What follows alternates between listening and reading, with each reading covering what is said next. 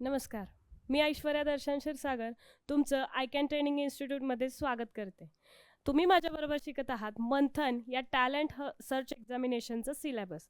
तर आपण मागच्या व्हिडिओमध्ये पाहिलं होतं, तर इंग्लिश लँग्वेज ए म्हणून एक तुम्हाला जे एक सब्जेक्ट आहे, त्याच्यातलाच आपल्याला एक सेकंड पार्ट आहे, जो की आहे इंग्लिश लँग्वेज बी. तर इंग्लिश लँग्वेज एमध्ये आपण पाहिलं पॅसेज होता, डायलॉग होता किंवा त्याच्यामध्ये थोडे थोडे वर्ड्स होते, नोईंग ऑफ वर्ड्स होतं. याच्यामध्ये आपण थोडंसं पुढं जाणार आहोत. याच्यामध्ये पहिला युनिट जो आहे तो आहे रीडिंग स्किल्स. आता इंग्लिशमध्ये जर रीडिंग स्किल्स जे आहे त्याच्यामध्ये आपल्याला काय असणार आहे, तर आपल्याला रीडिंग प्रॉपर करता आलं पाहिजे. कोणता वर्ड, कोणतं लेटर सायलंट आहे किंवा जे पण आपण रीड करतोय ते आपल्याला एक्सप्लेन करता आलं पाहिजे. त्यालाच आपण म्हणणार आहे कॉम्प्रेहेन्शन्स. याच्यामध्ये जो पहिला टॉपिक जो आहे तो आहे पोयम. जसं आपण इंग्लिश लँग्वेज एमध्ये पाहिलं होतं की आपल्याला एक पॅसेज होता, डायलॉग होता, न्यूज होती, ॲडव्हर्टाइजमेंट होती, त्याच्यावरून आपण काही रिलेटेड क्वेश्चन्सचे आन्सर दिले होते. याच्यामध्ये तसंच करायचं आहे. आपल्याला एक पोयम दिलेली आहे आणि त्याच्यावरून आपल्याला क्वेश्चनचे आन्सर करायचे. जी आपण नेहमी ट्रिक वापरतो, जी मी तुम्हाला सांगितली आहे तीच आपल्याला इथे पण वापरायची आहे. त्याच्यासाठी सर्वात पहिल्यांदा आपण रीड करणार आहोत क्वेश्चन्स काय काय आहेत, तर books are the homes of आणि नंतर ऑप्शन्स आहेत. Second question, who welcomes the poet on ceiling. Third question आहे, what message does the poet give. त्याच्यानंतर लास्ट क्वेश्चन आहे, each book is like a. आता याच्यासाठी आपण आता पोएम रीड करणार आहोत. पोएम आहे, I love my books, they are the homes of queens and fairies, knights and gnomes. Each time I read, I make a call on some quaint persons, large or small, who welcomes me with hearty hands and leads me through his wonderland. Each book is like a city street, along whose winding way I meet new friends and old who laugh and sing and take me off adventuring. आता याच्यामध्ये काय दिलंय, तर आपले जे books आहेत ते आपल्यासाठी कसे इम्पॉर्टंट आहेत ते आपल्याला याच्यामध्ये दिलेलं आहे. तर मग पहिला क्वेश्चन जो आहे आपला, books are the homes of.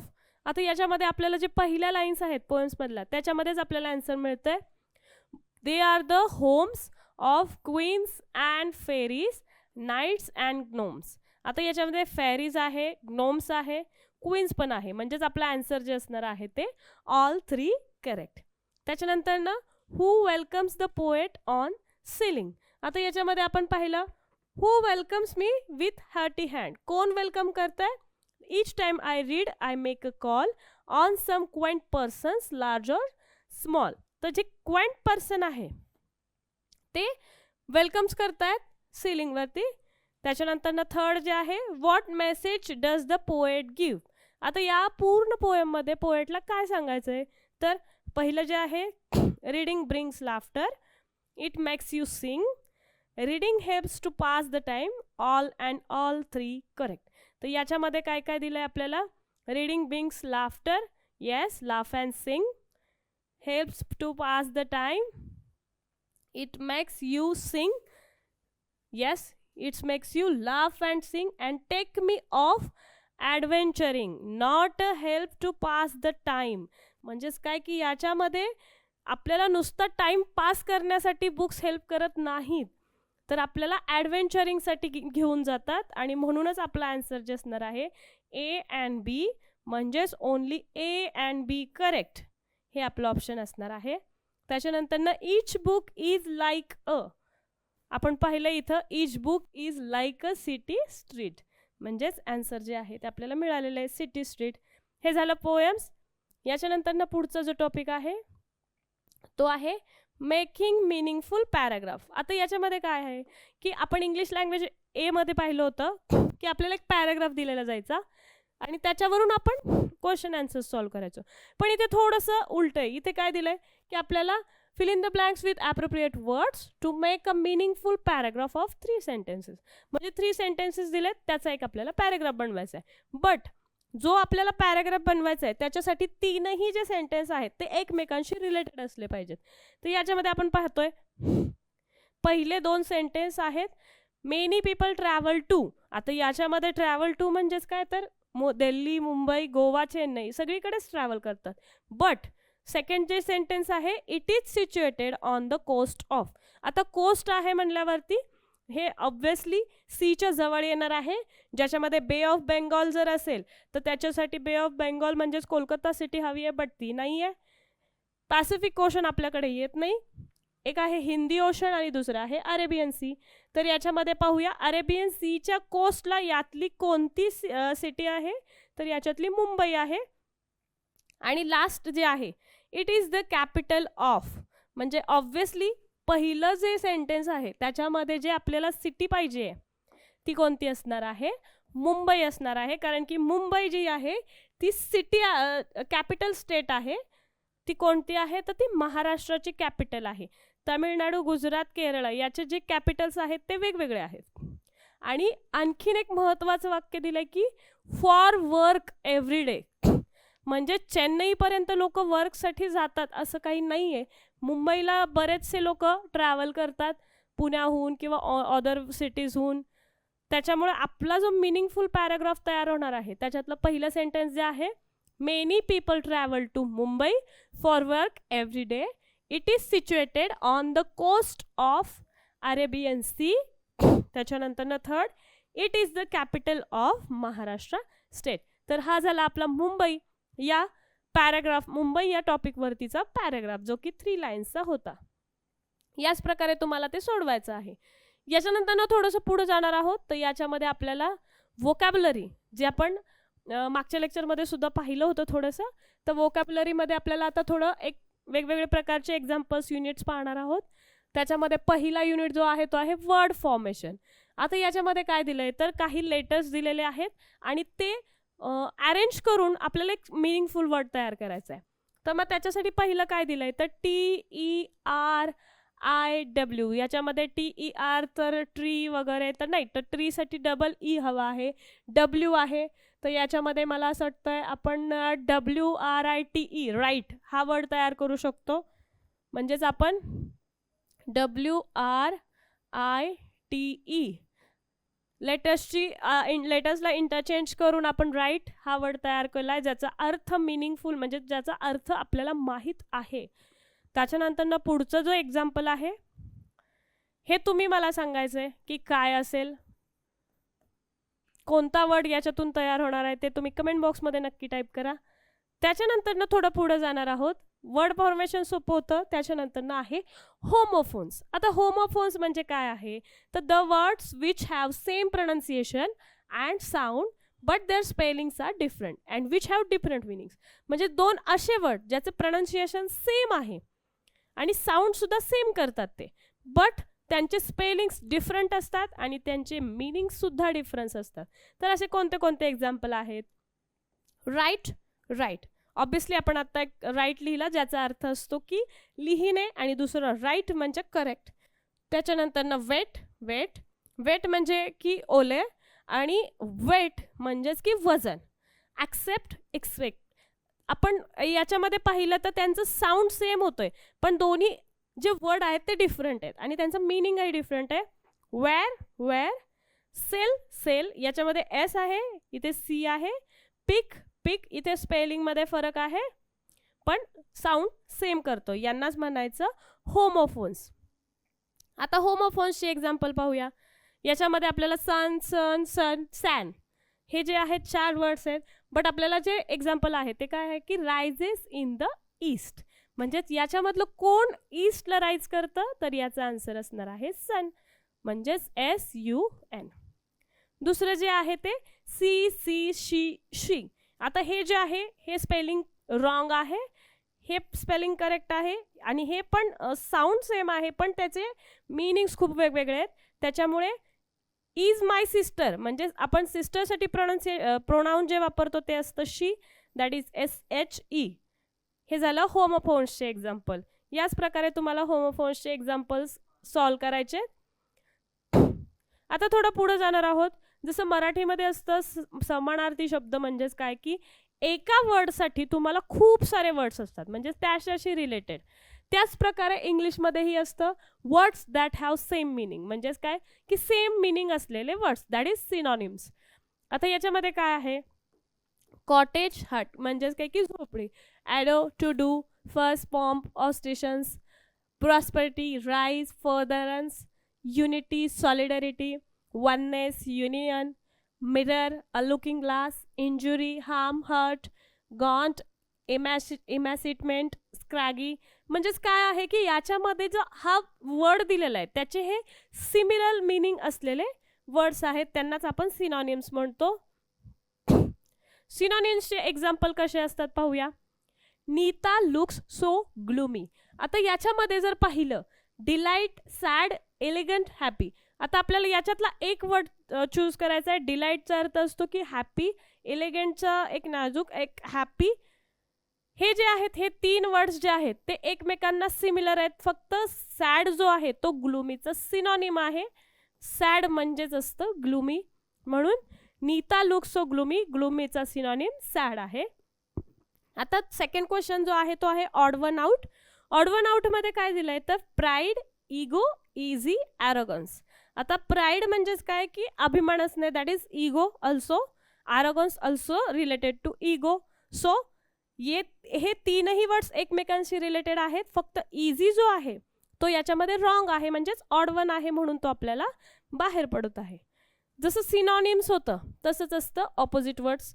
Opposite words म्हणजेच काय, सिनॉनिम म्हणजे सेम मिनिंग असलेले, ऑपोजिट वर्ड म्हणजेच काय की डिफरंट मिनिंग असलेले, म्हणजेच अप डाऊन, टॉल शॉर्ट, या पद्धतीने. आता आपल्याला जे असणार आहेत ते कसे असणार आहेत, ज्याच्यामध्ये प्रिफिक्सेस असतात. प्रिफिक्सेस म्हणजे वर्डच्या सुरुवातीला काही छोटे छोटे लेटर्स लागतात, दॅट इज प्रिफिक्सेस. आणि सफिक्सेस म्हणजेच काय तर वर्ड्सच्या लास्टला ते लेटर्स लागतात. आता प्रिफिक्सेस कोणते कोणते आहेत, UN, IN, TIS, IL, MIS.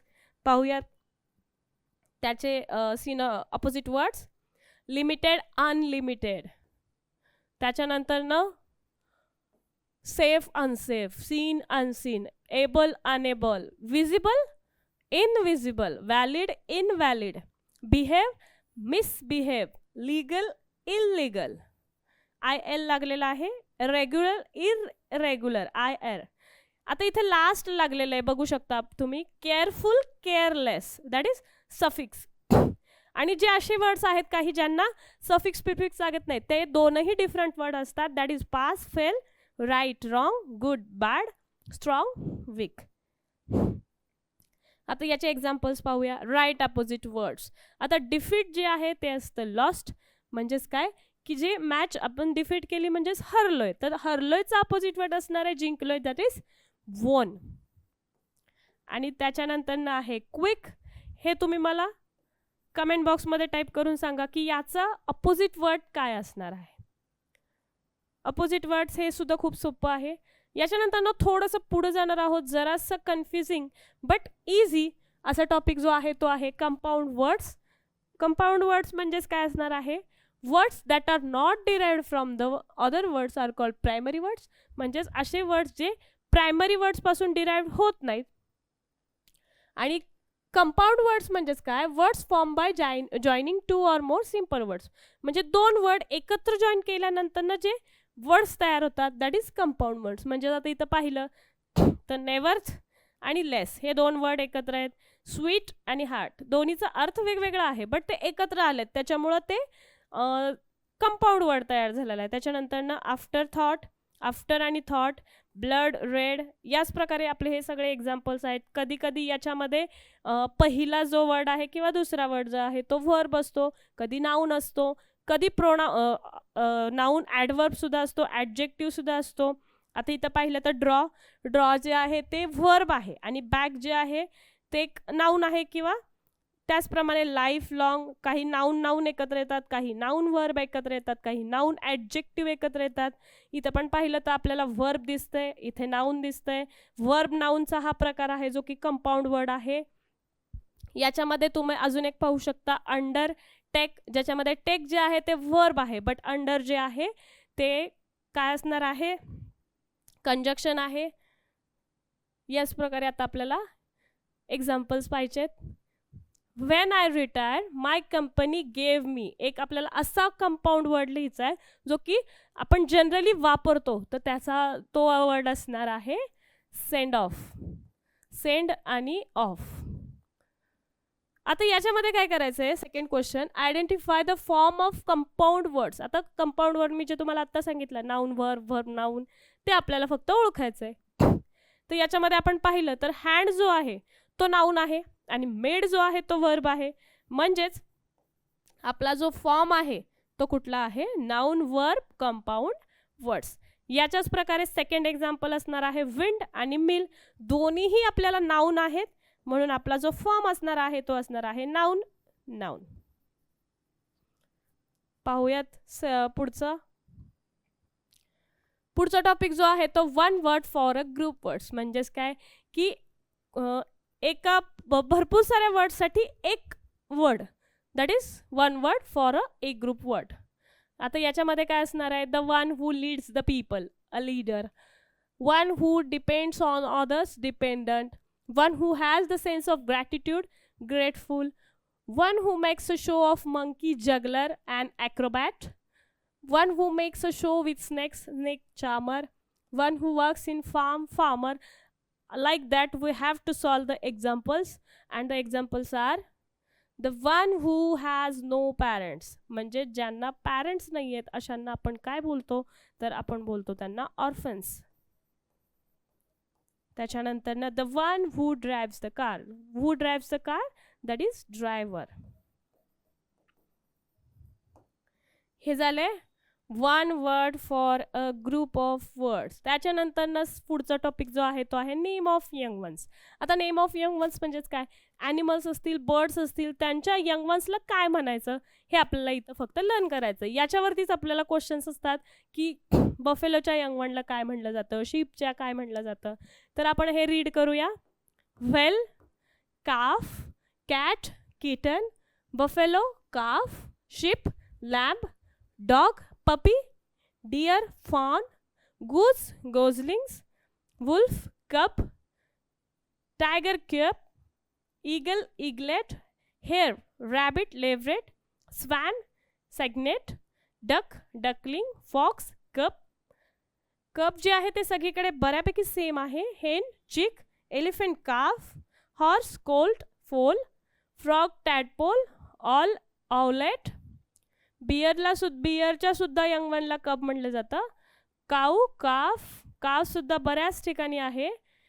गोट, किड, पिग, पिगलिंग्स, पिगलेट, जनरली आपण पिगलेट वापरतो. मॅन जे आहे ते चाइल्ड. तर याच प्रकारे आपले जे यंग वन्स आहेत म्हणजेच ॲनिमल्स आणि बर्ड्सचे जे छोटे बेबीज आहेत त्यांना काय म्हणलं जातं, तर ते आहेत नेम ऑफ यंग वन्स, ज्याच्यावरती आपल्याला क्वेश्चन्स असतात. आपण आत्ता जे पाहिलं ते इंग्लिश लँग्वेज बी होतं, त्याच्यामध्ये आपण बरेचसे वेगवेगळे वर्ड्स पाहिलेत. मला असं अपेक्षा आहे की तुम्हाला ते समजलंच असेल. जरी नसेल समजलं तरी तुम्ही कमेंट बॉक्समध्ये टाईप करू शकता. आपली जी आय कॅन ट्रेनिंग इन्स्टिट्यूट आहे ती सलग 5 वर्षे राज्यात आणि सलग 3 वर्ष देशात नंबर 1ची अकॅडमी आहे. आपण जी आहे ते आपल्या सैनिक स्कूल प्रवेश परीक्षा याची तयारी करून घेतो. त्याच्याबरोबरच आपण जवाहर नवोदय विद्यालय, राष्ट्रीय मिलिटरी स्कूल ज्याला आपण RMS म्हणतो, SPI Sambhajinagar Nashik, olympiad, scholarship, Manthan, Pragyashodh, Manthan तर आपण पाहतच आहोत, JEE, नीट, NDA फाउंडेशन, अशा प्रकारच्या सर्व प्रकारच्या एक्झामची तयारी आपण करून घेतो. याच्यामध्ये तुम्हाला एक QR दिलेला आहे, तो तुम्ही स्कॅन करून फ्री पेपर्स मिळवू शकता. आणि व्हिडिओच्या डिस्क्रिप्शन बॉक्समध्ये एक गुगल फॉर्मची लिंकसुद्धा आहे, ती तुम्ही फिल करून तुमचं रजिस्ट्रेशन कंप्लीट करू शकता. त्याचबरोबर इथं जो कॉन्टॅक्ट दिलेला आहे त्याच्यावरती तुम्ही कॉल करून अधिक माहितीसुद्धा मिळवू शकता. तर आपल्या ज्या आय कॅन ट्रेनिंग इन्स्टिट्यूटमध्ये तुम्हाला जर प्रवेश निश्चित करायचा तर लवकरात लवकर करा. आणि व्हिडिओ आवडला असल्यास लाईक, शेअर, सबस्क्राईब करा. थँक्यू.